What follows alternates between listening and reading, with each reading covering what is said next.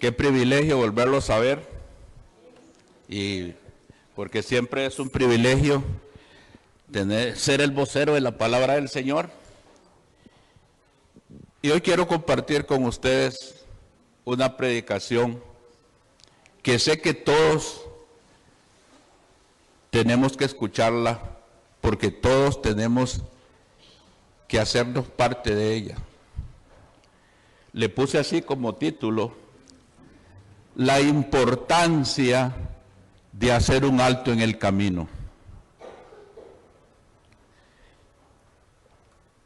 A veces, mis hermanos, por no tomarnos un tiempo para tomar decisiones en nuestra vida, a veces tomamos decisiones equivocadas.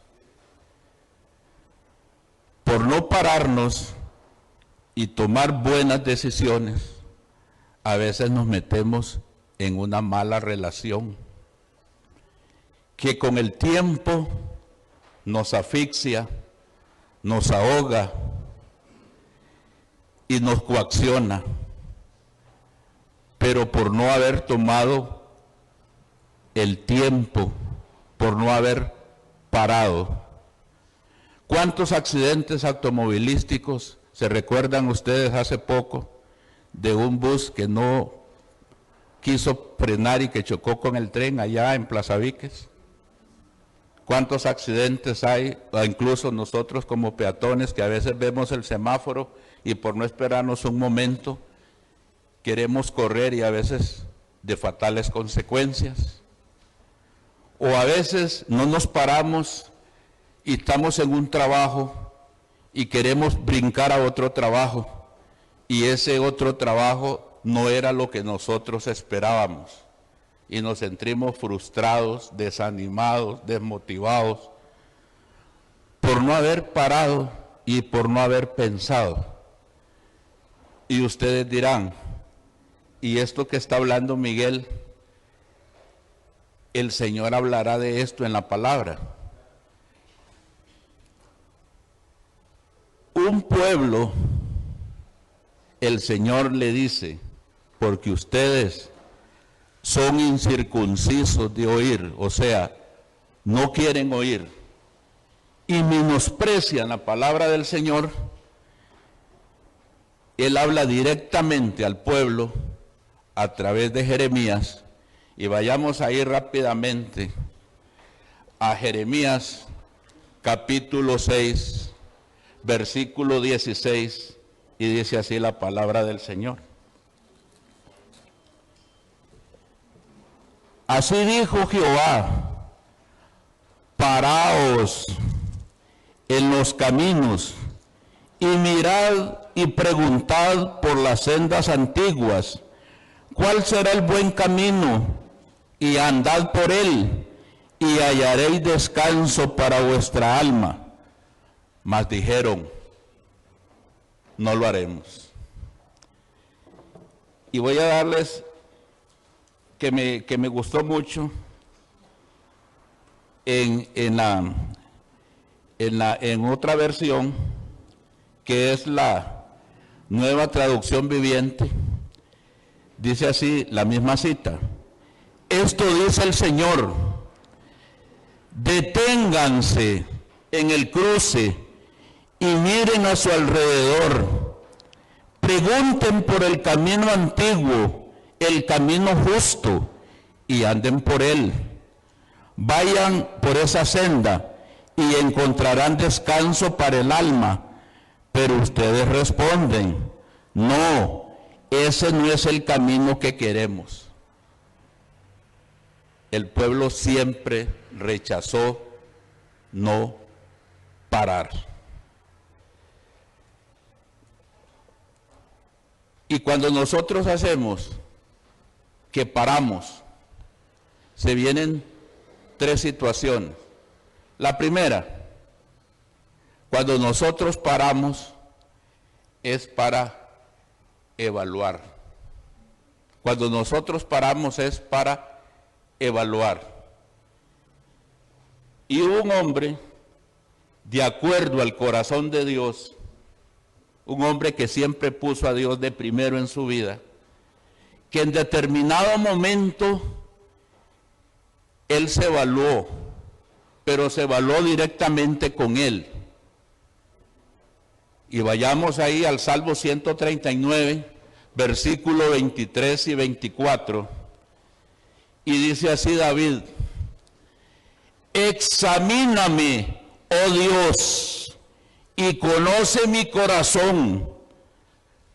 Pruébame y conoce mis pensamientos, y ve si hay en mí camino de perversidad, y guíame en el camino eterno. Esta, mis hermanos, es una evaluación genuina de un hombre que se para delante del Señor y le dice: Señor, aquí estoy, mírame, examíname, ve lo que hay en mi corazón, ve si los caminos que yo llevo son correctos, son agradables a como tú quieres que yo camine. Y la gran pregunta es, y todos nosotros los que estamos acá y los que estamos en los diferentes ministerios, podemos tener esa integridad de pararnos delante del Señor y decirle: Señor, aquí estoy, mírame, mira mi corazón, mira mis caminos, mira lo que yo hago, mira lo que yo hablo, mírame cómo yo me comporto en mi casa, mira cómo yo trato a mi esposa, mira cómo yo me comporto en el vecindario, mírame cómo yo me comporto en el trabajo. ¿Podemos decir eso? Esa es la primera parte. Vayamos a la segunda parte, que es la que generalmente nosotros hacemos. Proverbios 28:13 dice: el que encubre sus pecados no prosperará. En el hebreo la palabra encubrir es tapar, tapar. Nosotros queremos tapar lo malo que hacemos. Vivimos de apariencia, queremos taparlo, pero la consecución de eso dice: el que encubre, el que tapa hoy, en el presente, dice que en el futuro no prosperará, no avanza. Puede tener 20 años de ser convertido y no avanza. Viene gente nueva a la iglesia y cuando se dio cuenta ya lo pasaron. Y él en la misma banca y en el mismo ser. Esa es la primera parte, la parte espiritual, que no avanza. La segunda, en la parte económica, porque todo vicio y toda adicción tiene sus consecuencias. Imagínense una persona que tenga el problema del vicio de jugar juegos al azar. Imagínense que yo para cuando estuve preparando este estudio, yo me tuve que averiguar. Hay juegos desde las 10 de la mañana, a las 10, a las 11, a la 1, a las 3, a las 4, a las 6, a las 7 y media y para terminarla a las 9 de la noche. Y hay carajos que se juegan todos esos sorteos. ¿Cómo harán? O el que tiene el vicio de licor. Hace muchos años, no voy a mencionar el nombre, hubo un diputado, es cierto lo que les estoy diciendo porque yo lo tengo, el recorte y todo, llegó a ser, digo yo, ya eso es un descaro, en el gobierno de Laura Chinchilla, que hizo un programa para meter el licor en la canasta básica, porque dijo que eso era algo de primera necesidad. ¿Ah? Entonces, una persona con un vicio y con una adicción también hace hueco en la economía familiar. Entonces, la primera parte donde no prospera es en el ámbito espiritual, pero en el ámbito económico también, porque no avanza. Y siempre en algún momento hay lo que le llaman un golpe de realidad, que es lo que llaman los psicólogos. En algún momento la conciencia nos confronta con lo que estamos haciendo. Y como decían en mi tierra, hay alegría de burro, que la gente piensa que ya cambió. No, fue un golpe de realidad, un golpe de conciencia. Pero tarde o temprano la persona vuelve a caer en sus mismos vicios y adicciones. Porque ahí lo que hubo fue un remordimiento, un ataque de conciencia. Pero la persona después vuelve a los mismos hábitos. Estamos analizando solo la primera parte. Dice, el que encubre sus pecados no prosperará. Vayamos al otro lado. Mas el que los confiesa y se aparta, dice, alcanzará misericordia. Confesar es reconocer de que yo no puedo solo. Confesar es reconocer que yo necesito algo sobrenatural en mi vida, que es el amor de Dios en mi vida, que es la presencia del Señor en mi vida. Porque solamente, mis hermanos, solamente el poder de Dios puede transformar el corazón del hombre, nadie más. Y si nosotros no le damos ese espacio al Señor para que transforme nuestra vida, vamos a seguir en la primera parte de ese versículo. Y otra cosa que mata a las personas que encubren sus pecados. Yo no tengo problema, yo lo dejo cuando quiera, yo no necesito ayuda, yo estoy bien. ¿Han escuchado esas frases? Proverbios 16, 18 dice que antes del quebrantamiento es la soberbia, y antes de la caída, la altivez de espíritu. Y para terminarla dice Proverbios 29, 1, el que es exhortado por Dios y para el cuello dice, yo no necesito que Dios me exhorte a mí, dice, el que es exhortado por Dios y ensancha su cerviz, dice, de repente, o sea, en el momento en que usted menos lo espera, el Señor lo va a quebrantar, el Señor lo va a derribar. Y viene lo más trágico de ese versículo, dice, y para esta persona ya no habrá más medicina, ya no habrá que hacer absolutamente nada. Evaluar, pararse es evaluar. Esta es una verdadera evaluación de mi vida, de mi ministerio, de lo que soy yo y de lo que soy en Cristo. Evaluar. Que podamos hacerlo como lo hizo David, delante de él, donde nosotros, hay dos formas en las que nunca nos vamos a engañar. Nosotros no nos podemos engañar a nosotros mismos, ni tampoco podemos engañar a Dios.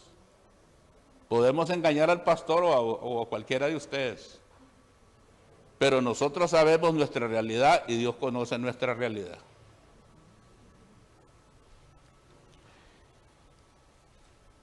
El 29 de diciembre, acá en la iglesia, se hizo algo muy bonito, que fue después de la predicación, de la enseñanza, se abrió un espacio, del espacio de acción de gracias.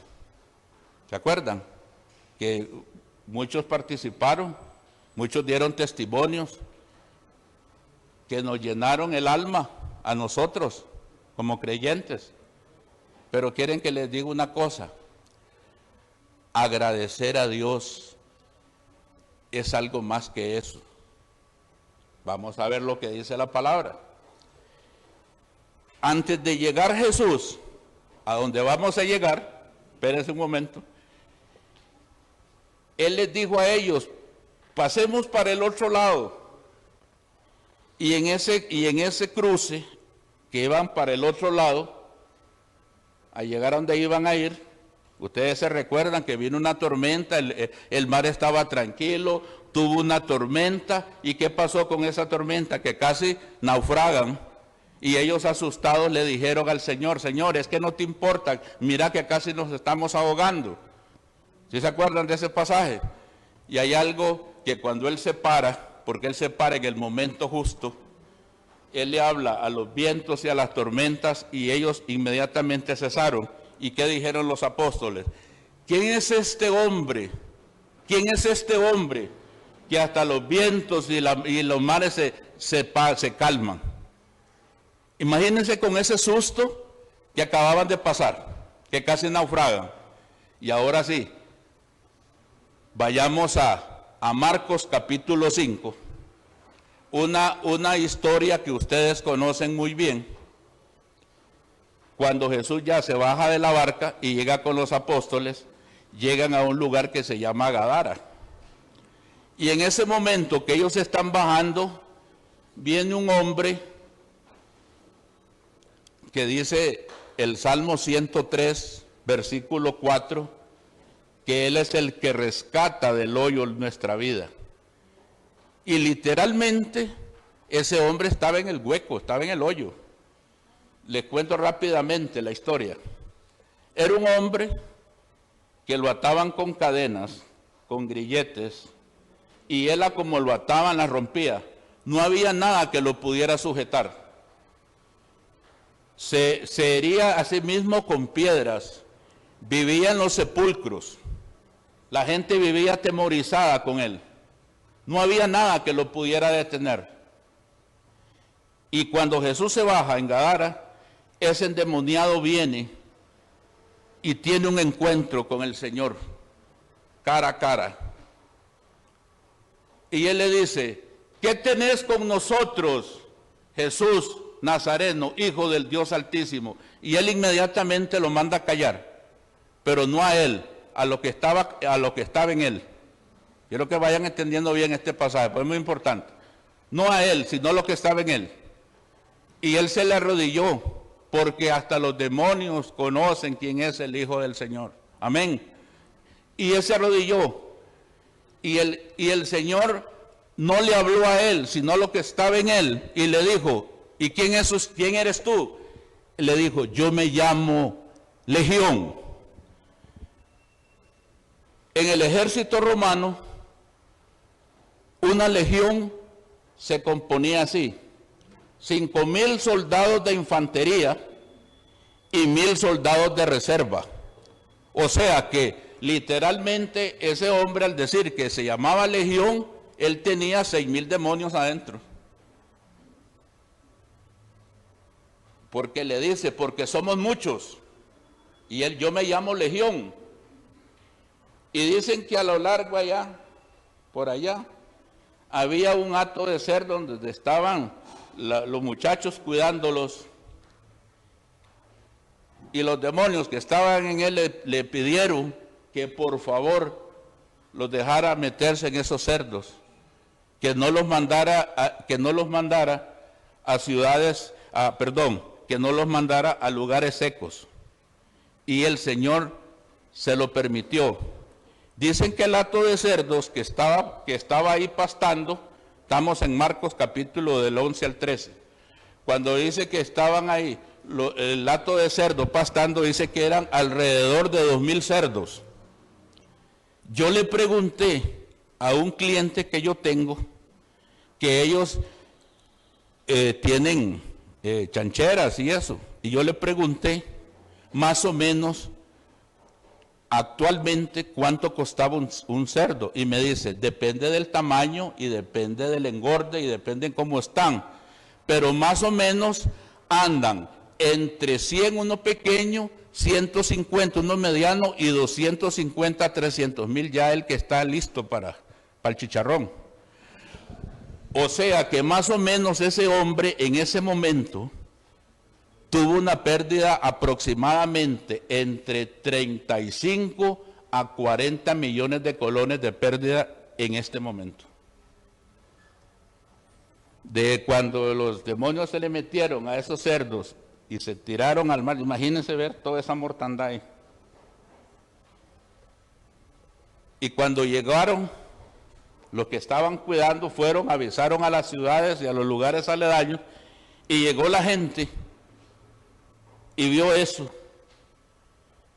Y después vuelven a ver al hombre que estaba como loco, endemoniado, cortado, lo vieron sentado, hablando en su cordura, hablando bien, lo vieron conversando con Jesús y tuvieron ¿qué?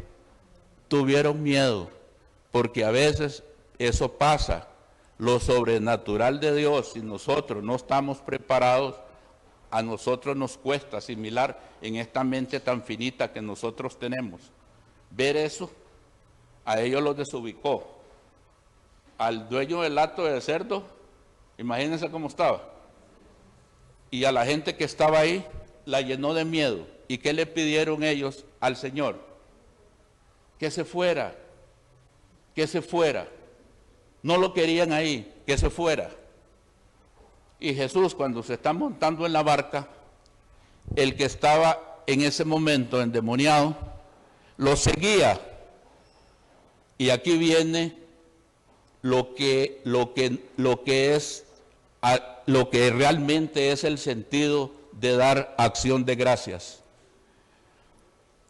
Porque él le rogaba a Jesús que lo llevara con él. Y él volviéndose le dijo, vete a tu casa. La primera, anda y testificale a tu casa, a tus hermanos, a tus tíos, a tus primos, a lo que sea, anda y testificale a tu casa. Y contales las maravillas que el Señor ha hecho en ti. Entonces, tener acción de gracias, está bien que lo hagamos acá, pero la acción de gracias es hacerla allá afuera. Es afuera. Porque contar las maravillas que el Señor ha hecho en nosotros se llama testificar, hablar de las palabras. ¿O es que nosotros no tenemos nada que contar de lo que el Señor ha hecho en las vidas de nosotros? No tenemos nada que contar. Pero es afuera. Dice, vaya, y él le dijo, testifique, pero vea el orden. Él fue y testificó en su casa. Imagínense la alegría, que no lo menciona ahí la palabra, pero y se imagina que ese hombre hubiera tenido mamá y papá, verlo a él llegar en su sano juicio y verlo bien. Se imagina la alegría de esa gente, de sus hermanos, de sus tíos, primos, lo que haya tenido. Pero él no se quedó testificándole a su casa, porque él fue, vamos ahí llegando al versículo 17, 18, dice que él fue a Decápolis. Decápolis era que aparte de Gadara habían 9 ciudades más. Por eso se llaman Decápolis, porque eran 10 ciudades. Y él fue y testificó en las 10 ciudades. Y no necesitó un curso de evangelismo, ni prepararse, porque cuando su corazón está listo para testificar y hablar de la palabra del Señor, el Señor dice, este ya está listo, y lo tiró. No gastó tiempo ni preparando. ¿Por qué? Porque él hablaba lo que yo les estoy contando a ustedes.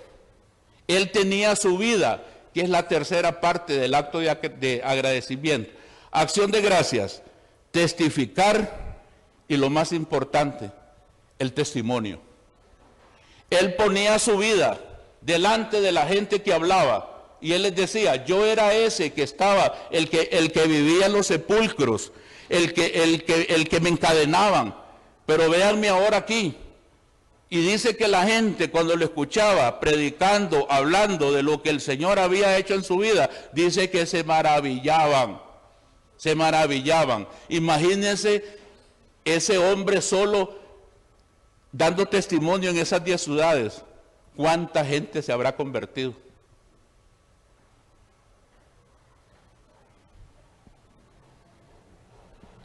Entonces, cuando hagamos acción de gracias, no la limitemos acá al templo, hagámoslo afuera, porque mucha gente nos conocerá de nuestra vida pasada, y si nos ve hablando de la palabra del Señor, y nosotros la respaldamos con nuestro testimonio, no necesitamos más. Porque dice que la acción de gracias de él se transformó en que proclamaba la palabra y la avalaba con su vida. Y eso, mis hermanos, eso nos debe a nosotros de desafiar. Porque yo sé que cada uno de nosotros tenemos nuestra propia historia. Cada uno de nosotros sabemos de a dónde nos sacó el Señor. Cada uno de nosotros podemos pararlos. No es necesario ser un licenciado, un bachiller o un doctor en teología. Porque el Señor lo que necesita es un corazón dispuesto y un corazón agradecido para hablar de su palabra. Y la tercera cosa que hicieron es preguntar.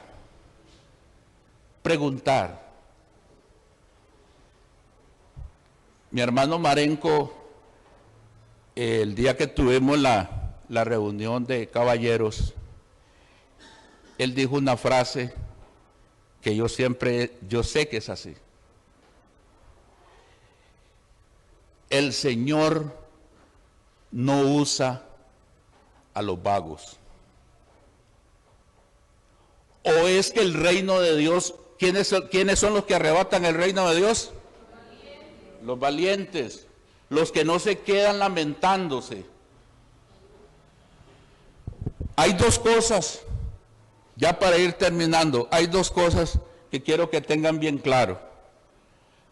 Para muchos, el desierto es un lugar de prueba, es un lugar de soledad, es un lugar de escasez, es un lugar de limitación.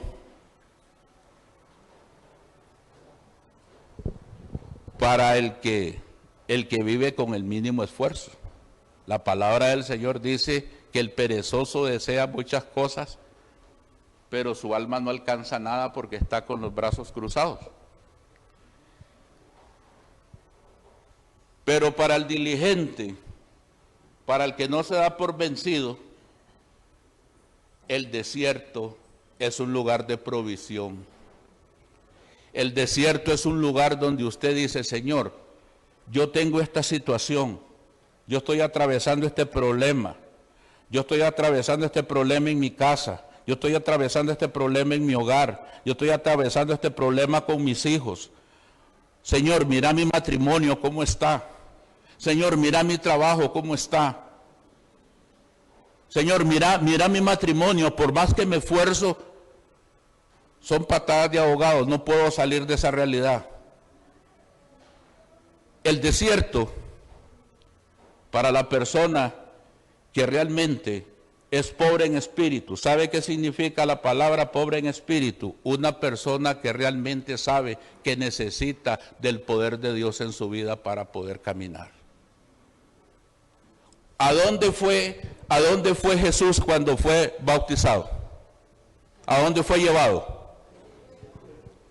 ¿Dónde fue preparado David para ser príncipe de Israel?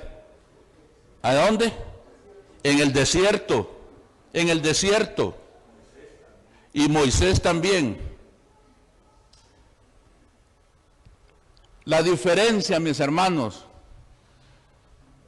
el Señor está acá siempre. Él está con los brazos abiertos.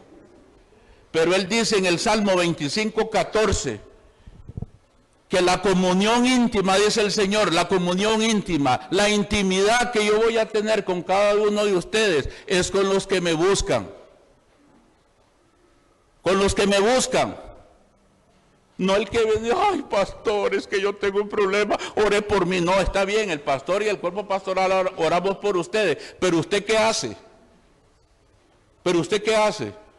Muy fácil decirle, oren por mí y usted ahí. No, el Señor no trabaja así. El Señor no trabaja así. Él dice, me buscaréis y me hallaréis porque me buscaréis de todo vuestro corazón. Dice el Señor, volviendo al Salmo, a los que me buscan, la comunión íntima, o sea, mi intimidad, mi amistad, mi abrazo, mi protección, va a ser con los que me buscan. Dice, a ellos, ¿a quiénes? A los que me buscan, a los que les cuesta levantarse de madrugada, pero me buscan. A ellos, dice el Señor, yo les voy a decir cuál es mi revelación. Le voy a comunicar la intimidad de mis pactos. Lo profundo de mi corazón, dice el Señor, yo se los voy a revelar. ¿A quiénes? A los que me buscan. Que este año 2025, mis hermanos, sea un año en que realmente hagamos las tres cosas que dice en Jeremías 6:16, que evaluemos. ¿Cuál era la segunda? Evaluar.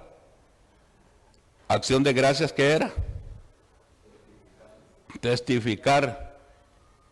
Y tener buen testimonio, porque ese hombre testificaba solo con su vida. Él no tenía preparación, pero la gente sabía quién era él, y la gente se maravillaba con lo poco que él hablaba, porque la vida de él hablaba más alto de lo que él decía.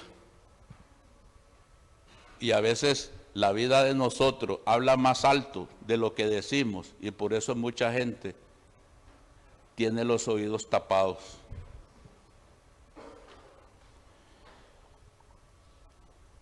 Y no nos vanagloriemos de nada, mis hermanos. Podemos tener un excelente carro, una excelente casa, un excelente trabajo, podemos tener los mejores títulos y todo. Pero el Señor sabe que a veces nosotros perdemos el piso, entonces Él nos da una bofetada de realidad. Y dice en Juan capítulo 3, versículo 27, que nada le he dado al hombre si no proviene del cielo. O sea, que lo que usted y yo tenemos no es de nosotros, es porque al Señor se le dio la gana dárnoslo. Pero no saquemos pecho con lo que tenemos, porque eso es del Señor. Nada dice, ¿y qué es nada? Nada le he dado al hombre, dice, si no proviene del cielo.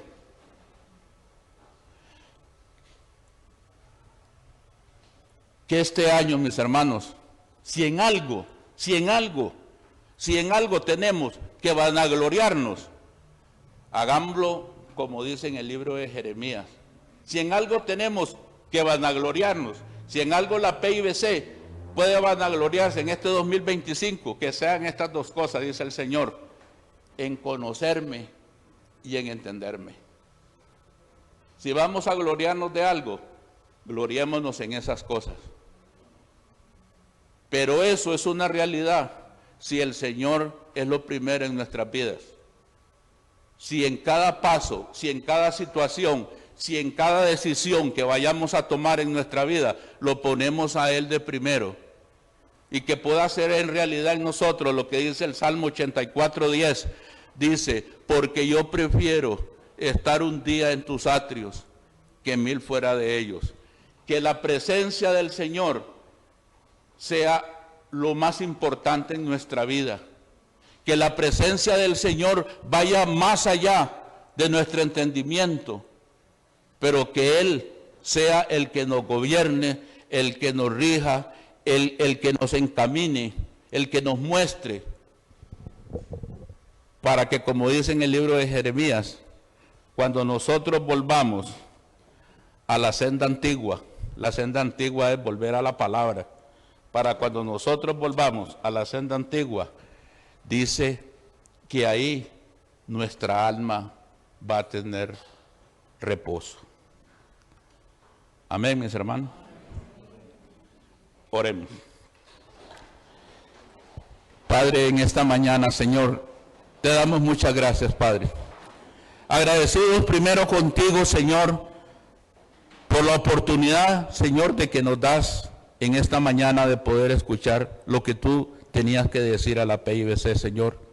Y yo soy el primero agradecido contigo, Señor, porque cuando yo estuve preparando este estudio, Señor, tú me golpeaste grandemente en mi corazón. Y yo dije, Señor, sé lo que te estoy fallando y me estoy evaluando hoy, Señor, y si me dan la oportunidad de vida este 2025, yo pues prometo corregir las cosas que he hecho mal, porque eso es evaluar, reconocer las cosas que hemos hecho bien y reconocer las cosas que hemos hecho mal. Que este año, Señor, podamos ser sinceros delante de ti y reconocer las cosas que hemos hecho bien, reconocer las cosas en las que te hemos estado fallando, en cuáles pecados hemos caído, en cuáles cosas te hemos ofendido, en qué palabras tenemos que cuidarnos. Padre, ayúdanos, Señor, en este 2025 a cuidar nuestras palabras. Señor, ayúdanos también a cuidar nuestras palabras para que aprendamos a cuidar el corazón de los hermanos, a que no digamos palabras que después vayan a herir a un hermano y que lo vayan a resentir. Ayúdanos también y danos sabiduría, Señor, a nosotros, de poner filtro en nuestro corazón para que no dejemos entrar palabras que nos vayan a herir nuestro corazón. Ayúdanos, Señor, a cada uno de los que estamos acá, Señor. Tú sabes, mi Dios, cada uno, porque tu palabra dice que nosotros estamos delante de ti, Señor, y que todos nosotros estamos desnudos en tu presencia, que antes de que la palabra llegue a nuestra boca, tú ya sabes lo que nosotros vamos a decir. Y en esta mañana te pedimos, Señor, de que tú nos limpies de todo aquello que a ti no te agrada, que tú quites de nuestra vida, de nuestro corazón, Señor, todo aquello que nos ha alejado de ti, Señor, aquello que nos ha impedido tener una comunión sincera contigo, Señor. Ayúdanos, Señor, a cada momento que podamos poner las manos en el arado en esta mañana, Señor, y decirle, Señor, yo sé que vienen tiempos difíciles, pero yo sé también, Señor, que cada paso que yo dé en mi vida, tú vas a ir a la par mía, Señor. Padre, en esta mañana te damos muchas gracias, Señor. Y queremos, Padre Santo, en esta mañana tomar la decisión de poner nuestra vida en tus manos. Porque no hay un lugar más seguro en el que un creyente puede estar que cuando decide poner la vida en tus manos, Señor. Porque dice tu palabra que cuando la vida de un creyente esté en tus manos, nadie la puede tocar. Nadie la puede tocar, Señor. Y en esta mañana nosotros voluntariamente te decimos, Señor, nuestra vida está en tus manos, porque es el lugar más seguro en donde puede estar. Te alabamos y te bendecimos, Señor, y te damos muchas gracias en el nombre de tu Hijo amado Jesús. Y la PIBC me dice un